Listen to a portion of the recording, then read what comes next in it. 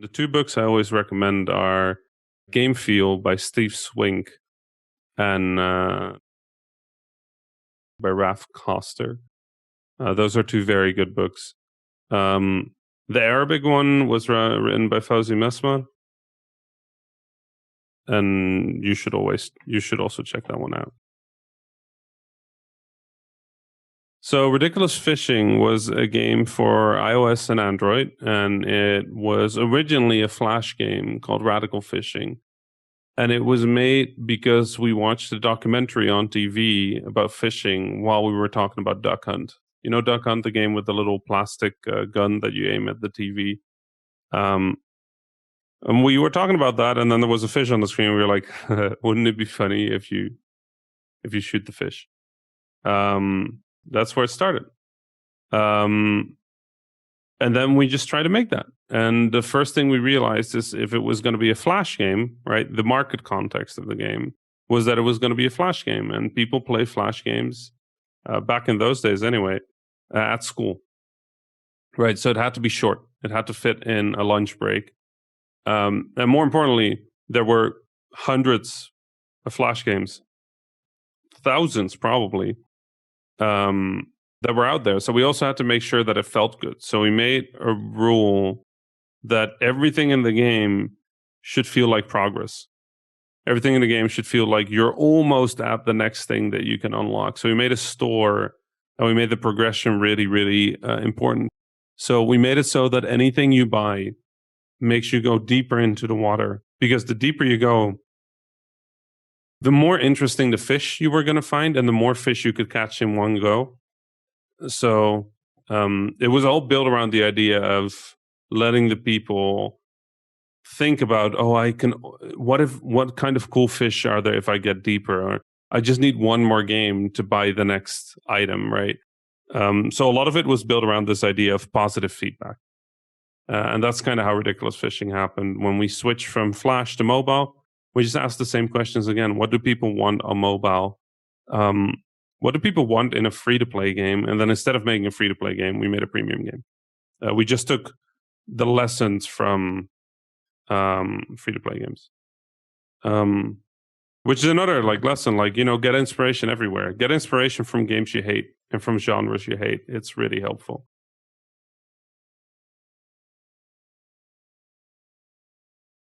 I mean, independence is only important if you care about independence, right? Some people don't. Some people care about stability, and that's fine. Independence is entrepreneurship, right? You own a business. And if you own a business, you're at risk, right? You have to fight to make sure that you can keep doing the thing you love. Well, with a buyout, if you work for somebody else, you just get a salary, right? You do your job, you get a salary. Maybe you'll get fired, maybe not, but you won't go bankrupt. You're not risking your house. You're not risking your life. You're not risking the ability of your friends to pay for their stuff, for their house, for their life, for their family. So independence is important if it's important to you.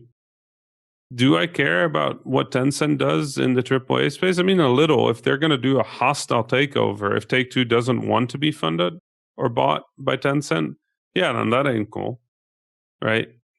But with Riot, with all the other acquisitions Tencent has been doing, those studios wanted that. They were looking for funds from somebody who won't get involved with the creative part of game development. And for a lot of studios, that's fine. If you will give them money but stay out of their creative work, then they'll take the deal.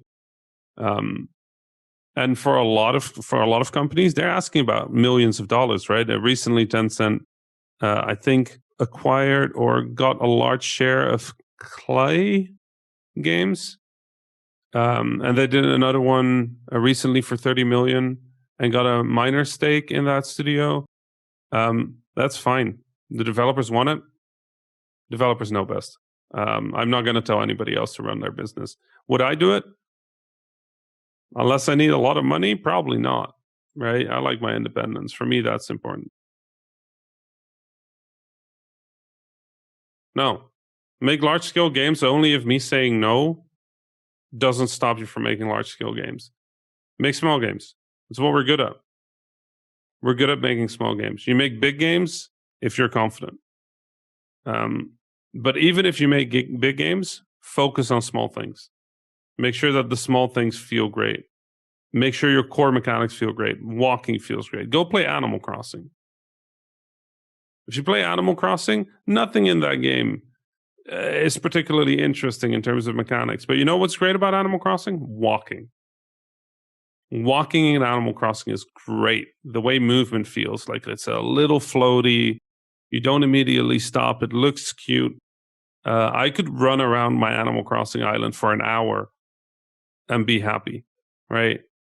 That's how you make games. You make the small things, the things that the player are doing most, you make that feel good.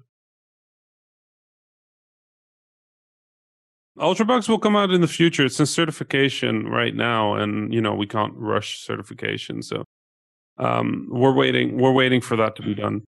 As soon as cert is done, we'll have a release date, and we'll let you know as soon as possible. The studio doesn't exist anymore, right?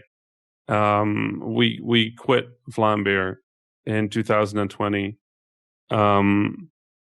So we there is no workday at Vlambeer anymore. But it used to be pretty much a normal workday, right? I would wake up, check the email, make sure nothing important was happening, figure out the deadlines, talk to the team if needed, and then do work. Program, test, bug test, feedback. We playtest very early. We start playtesting within weeks of our first prototype. So managing that, handling that. A workday just looked like a workday at a game studio. And then I was traveling a lot of the time, so that kind of affected it. So yeah, Ultrabugs coming out in the future. There's nobody full-time at the studio anymore, so everything goes a little slower, but it's fine. I was happy to shut down Vlambeer, even though it was fine. We had a good time. There was nothing more to make for that studio. We both have new plans, me and my co-founder. I have bigger plans. He has different plans. So we're just both going on new adventures, and it's going to be cool. I'm very excited about it.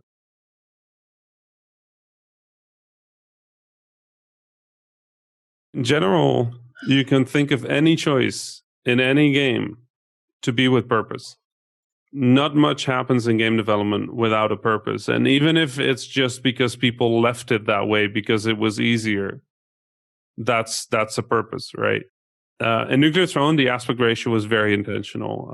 We tried having it 16:9, but it meant that people would move to the left and right way more than they would move up and down because they would see more, right? They would see more in those directions, so it would be safer to go in those directions. So we made the screen 4:3, so that's a little closer to the sort of perfect square ratio where people have the same information in all directions.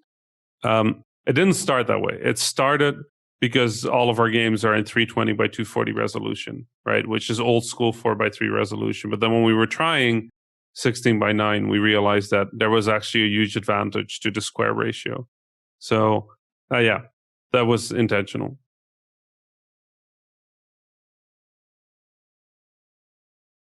Honestly, I sit down and I talk with them.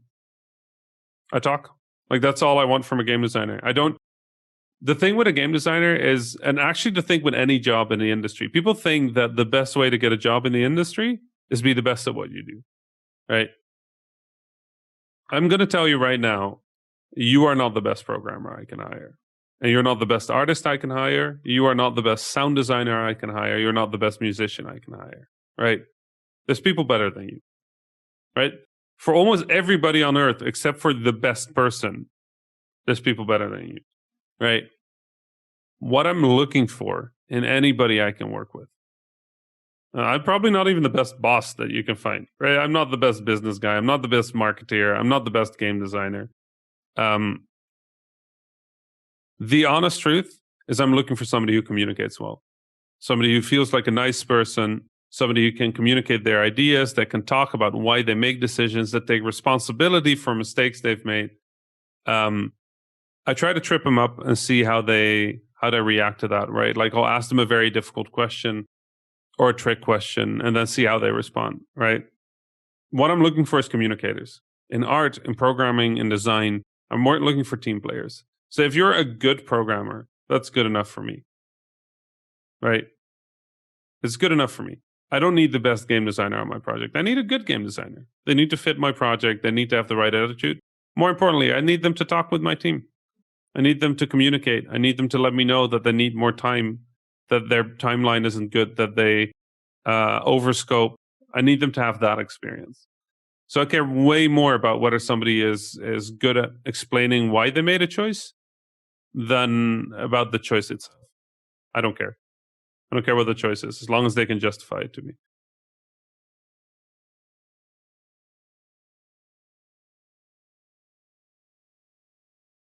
The mindset you should have is make bad games, right? Make bad games. Don't make good games. If you're just starting out, make bad games. Make a lot of bad games. The story that I always thought was the smartest story is that a long time ago, right? I think this story comes from the Roman era. A long time ago, there was a teacher who was trying to figure out how students learn best. So he had a pottery school where they make pots and plates, with an oven. And he split the class into two groups. And one group he told, for an entire year, you make one vase, right? One vase. And you can read about it, you can think about it, you can talk about it, but you make one vase, you have a year, and I will grade the first vase you make, right? And the other team, he said, you can make a vase, you have to make a vase every day. And you don't get to spend more time on a vase. You get 1 day to make a vase, but you have to make one every day. And at the end of the year, I will judge the last one, but you can't take more than a day, right? And obviously the second group make better vases, right? Because they got to try over and over. And they started just like, how do I even make a vase? And then by the end of the year, they were making great vases every day, because every day they got to learn a way to make bad vases until eventually their bad vases turned into good vases. So don't try to make the best game ever now. Just make games. Make whatever. No expectations. Don't set your goals too high. Make bad vases, right? Make bad games and then go from there. It's much better to do a lot of small projects that fail than one big project that fails, right? And your first projects, they'll always fail. That's how it works. Game development is not something where you just, my first game is great. That's not how it works. Even people that say my first game went great probably have years of experience in creative fields.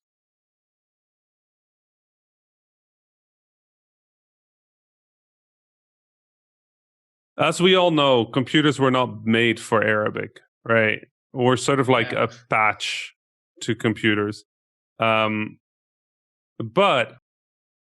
getting it right should really be a minimum, right? It doesn't look that important that they get the language right, but really I think it's about respect.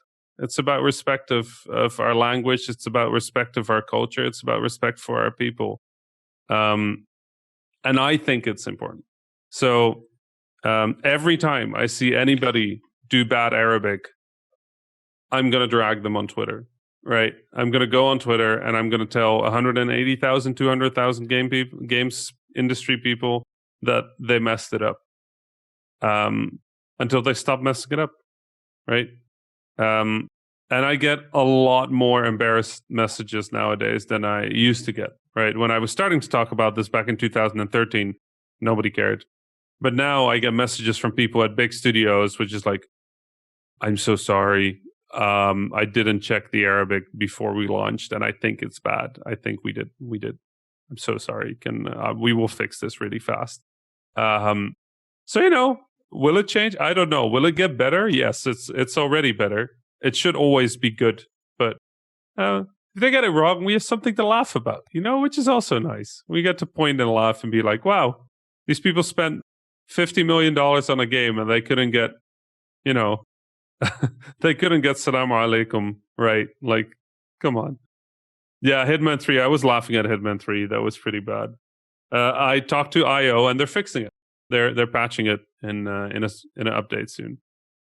For those of you who have questions that I didn't get to answer, find me on Twitter, @THA_Ramy, or email me info@ramyismail.com. If you want to talk a bit more, At the top of my Twitter is a link for free 20-minute phone calls. So if you want to do a 20-minute phone call to talk about your game, to talk about your problem, to ask a question that you didn't get to ask today, go to that link on my Twitter at the top and just submit there.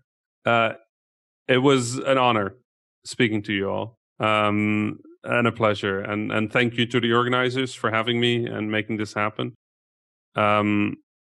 I wish you the very best of luck in your game design career, and inshallah I'll get to meet you all in Egypt when I return after many years. So shukran for having me.